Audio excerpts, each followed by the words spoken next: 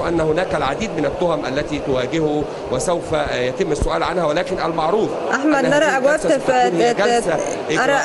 أرى أبواب تفتح أمامنا الآن. مواضيع التهم أحمد، نرى أبواب تفتح أمامنا الآن داخل نحن الآن نتأهب لدخول هيئة المستشارين.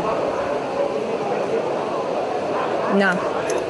هل هذا هو القفص الحديدي المخصص للمتهمين؟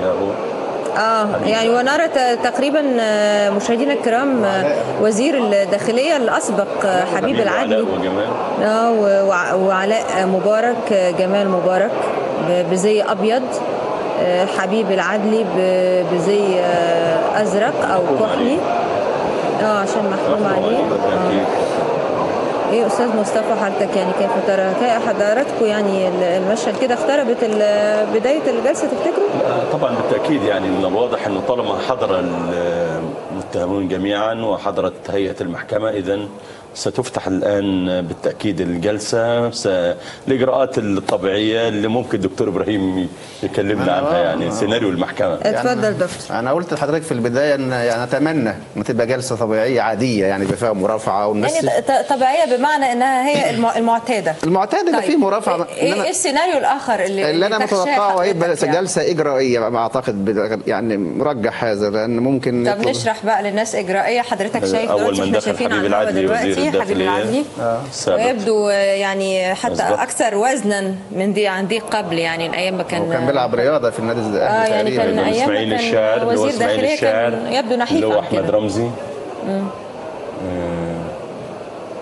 ايوه، اللي هو اسامه المراسي مساعد وزير الداخليه السابق الاسبق. ايضا له عمر الفرماوي الان. له عمر الفرماوي ليس متهما بالقتل ولكن متهم بحدوث انفلات امني، وهو نفى هذه التهمه. يدخل الان على مبارك وسبقه جمال مبارك. نعم، يرتدي الملابس البيضاء، ما زال محبوسا احتياطيا حتى الان. لم يصدر ضده اي حكم معين. واعتقد انه يعني اللحظه الفارقه والصعبه ربما في لقاء الرئيس السابق بنجلي. هذا هو اللقاء الاول منذ فتره من الوقت بالتاكيد. يعني حضرتك يعني بتقول اللقاء الاول من اظن ان يعني احنا شايفين دلوقتي كان في حد يعني تعليمات الوزير الحقيقه، تعليمات وزير الداخليه لا يجب ان يشكل احدا من الجنود ستارا على اي من الداخلين. ها هو الرئيس السابق ينام الان على سرير يعني ترولي. ترولي دي داري عليه. ترولي ارتدي ما زال التنفس الصناعي ولا ايه؟ التنفس الصناعي هذا.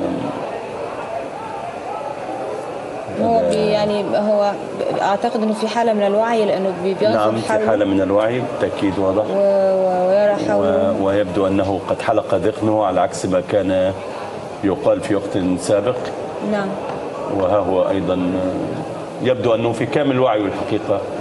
ولكن بالتاكيد يعني ان يجلس على الترولي امر طبيعي، وخصوصا انه يعني ينام في مستشفى فتره طويله من الوقت. لكن يبدو زي ما قال وزير الصحه ان حالته مستقره وواع لما حوله.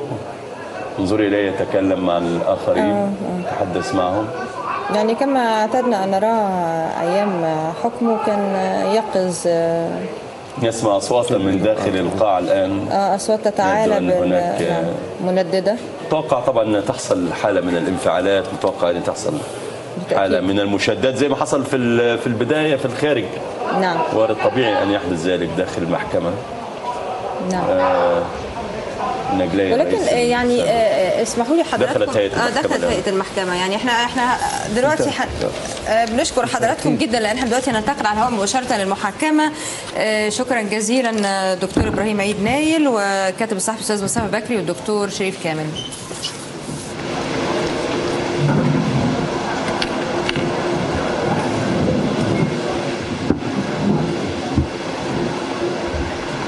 بسم الله الرحمن